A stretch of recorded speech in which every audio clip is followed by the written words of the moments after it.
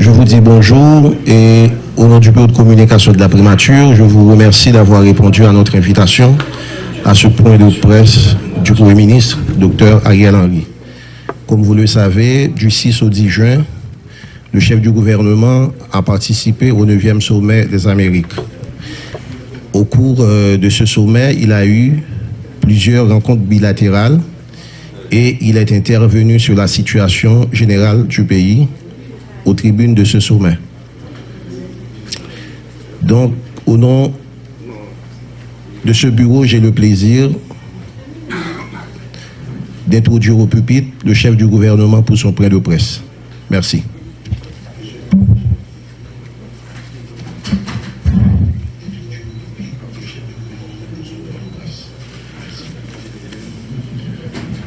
Messieurs, mesdames de la presse, bonjour. Moi, je voulais commencer par excusez-moi. Excusez-moi pour le grand retard ça nous prend pour nous joindre point de presse ça.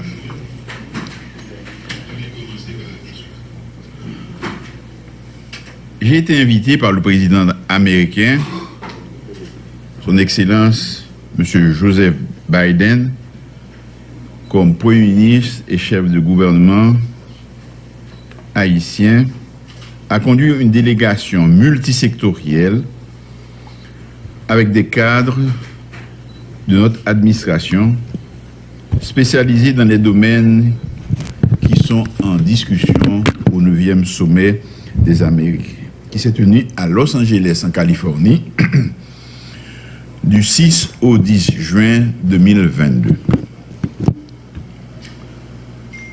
Cet événement présentait, de par son ampleur et sa portée, de nombreux enjeux politico-diplomatiques pour Haïti, tant au niveau bilatéral, régional que multilatéral. En effet, les représentants de 73 États et organisations régionales et multinationales en dehors des Amériques étaient représentés. Il m'a semblé nécessaire et opportun de vous donner un tableau panoramique de mes principales activités et celles de notre délégation au cours de ce séjour laborieux et enrichissant à Los Angeles. Tout d'abord, au niveau du sommet proprement dit, j'ai procédé au cours des 3 sessions plénières avec les autres chefs de délégation à la validation de 5 projets d'engagement politique préalablement adoptés par la réunion ministérielle le 8 juin 2022. Il s'agissait des thématiques suivantes. Tout d'abord, un plan d'action sur la santé et la résilience dans les Amériques. Ce texte apporte des éléments de réponse face aux défis posés par la pandémie de Covid-19. Ensuite, un programme régional pour la transformation numérique. Il s'agit de favoriser le développement socio-politique. La délégation qui m'a accompagné était composée, entre autres, du ministre des Affaires étrangères, M. Jean-Victor Généus, de l'ambassadeur d'Haïti aux USA, M. Edmond Bochid, de l'ambassadeur d'Haïti à l'OEA, M. Léon Charles, du coordonnateur national pour cet événement, l'ambassadeur Guy Lamotte, et de nombreux cadres. Je disais donc, par la transformation numérique, nous entendons accélérer la transition vers une énergie propre, durable et renouvelable. Notre avenir vert et durable était important, et un plan d'action interaméricain sur la gouvernance démocratique a été adopté. Toujours dans le cadre du sommet, à la session plénière du 10 juin, j'ai délivré le message officiel de la délégation haïtienne que vous avez certainement eu l'occasion de suivre. J'ai choisi, à cette occasion, de parler vrai, sans langue de bois, et de dire clairement ce que nous souhaiterions voir être notre Amérique, le voir devenir notre Amérique dans les prochaines années. Si les pays de la région avaient la volonté de mettre en œuvre les résolutions généreuses contenues dans les documents et déclarations. En effet, elle serait belle notre Amérique s'il y avait davantage de solidarité et d'entraide mutuelle contre les inégalités, les différences de développement entre nos pays. Ce fut aussi l'occasion de poser avec nos amis de l'hémisphère les problèmes d'insécurité auxquels notre pays est confronté. J'ai constaté que la quasi-totalité de ces pays connaissaient parfaitement la situation qui prévaut chez nous. Et tous ont fait un plaidoyer en faveur d'un soutien qu'il fallait apporter à notre pays pour en finir avec ce fléau et paver la voie vers un retour à un fonctionnement normal de nos institutions à travers des élections crédibles. J'ai de bonnes raisons de croire que le soutien que nous recherchons pour notre police devrait très prochainement se concrétiser. Permettez-moi toutefois de ne pas en dire plus pour le moment. J'ai aussi participé en compagnie du maire de Los Angeles dans l'après-midi du 10 juin avec d'autres chefs de délégation et des représentants des jeunes, de la société civile et du secteur privé des Amériques, à une table ronde sur la problématique de la sécurité et les moyens d'y faire face dans nos communautés. Ce fut un partage d'expériences enrichissant.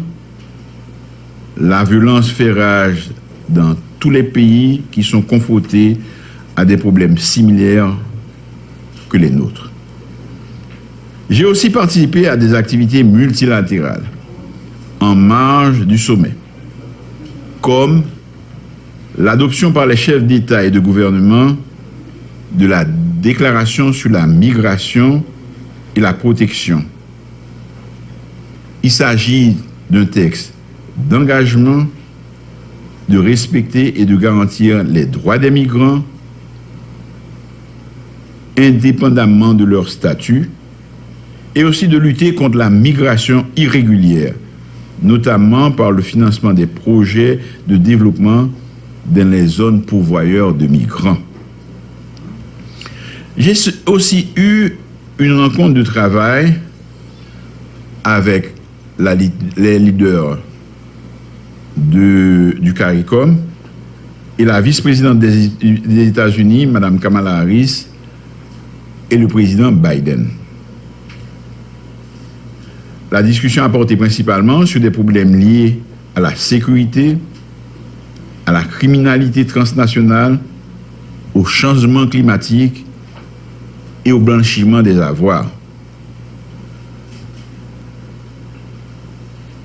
Toujours dans le cadre multilatéral, j'ai eu une fructueuse rencontre de travail avec le secrétaire général de la CARICOM, du COFCOR,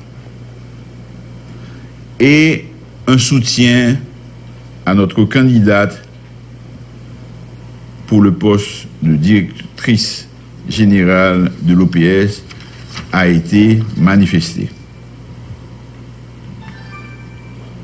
De plus, Sur le plan bilatéral, j'ai eu une excellente rencontre de travail avec une délégation de la BID conduite par son président. Au cours de ces échanges, la BID a pris l'engagement à continuer d'œuvrer dans des projets économiques. Ces activités consisteront à financer le développement de petites et moyennes entreprises dans les zones pourvoyeuses de migrants.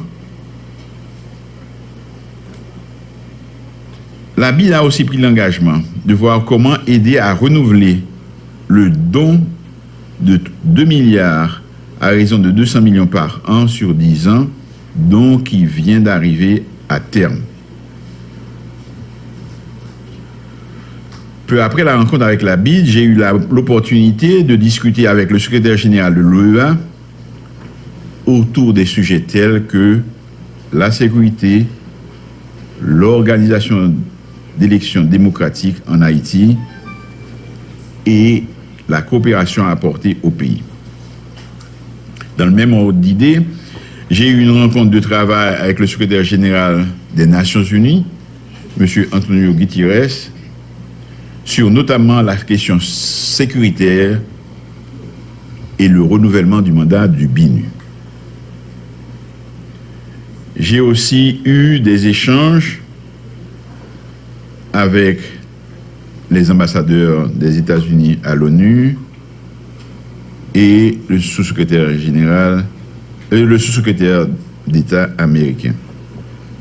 Ça a été une opportunité pour explorer les nombreux défis auxquels fait face Haïti.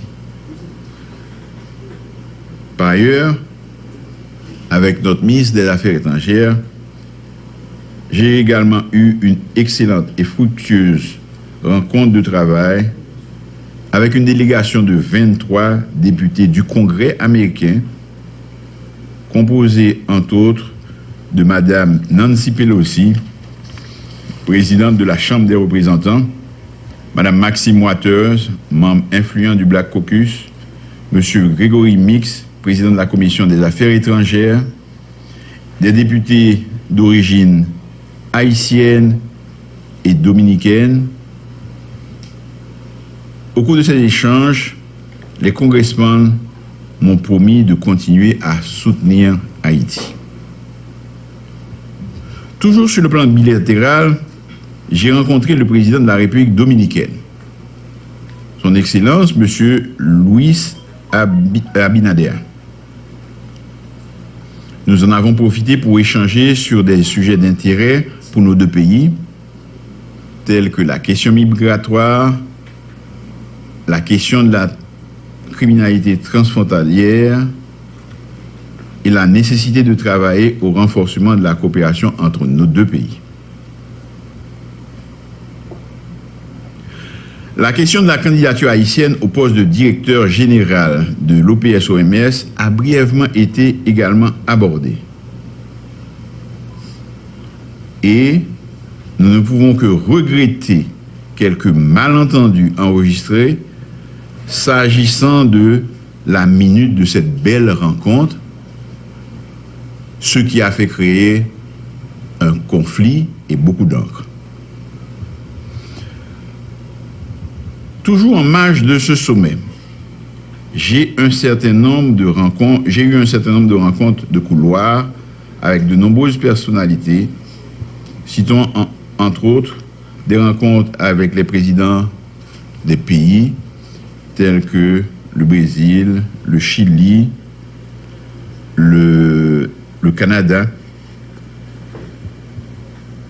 le président américain, notamment lors d'un dîner offert en l'honneur des chefs d'État et de gouvernement, le Premier ministre de Bahamas et autres.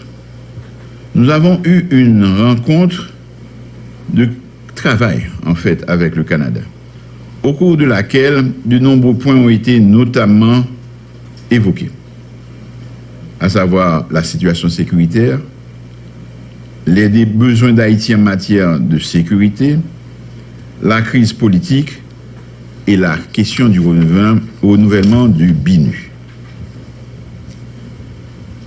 En conclusion, je peux dire que le bilan de la participation haïtienne à ce 9e sommet a été globalement positif au regard des activités réalisées dans le sommet et en marge du dit sommet. Nous voulons remercier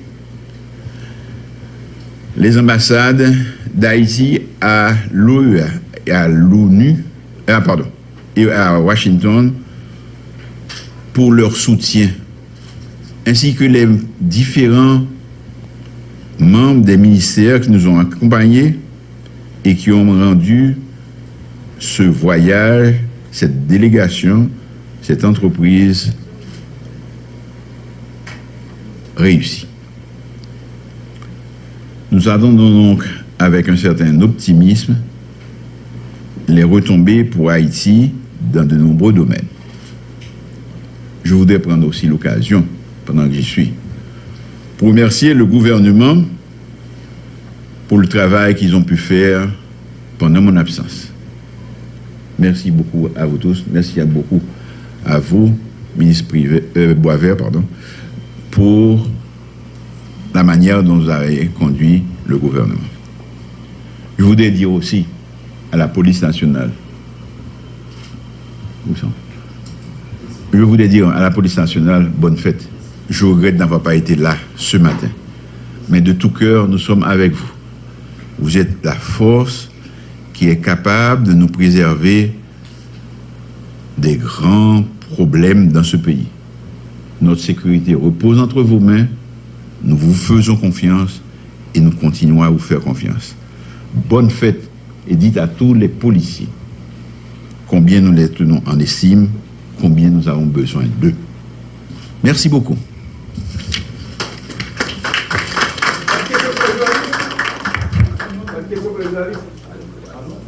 Question pour le journaliste. Bon, vous parlez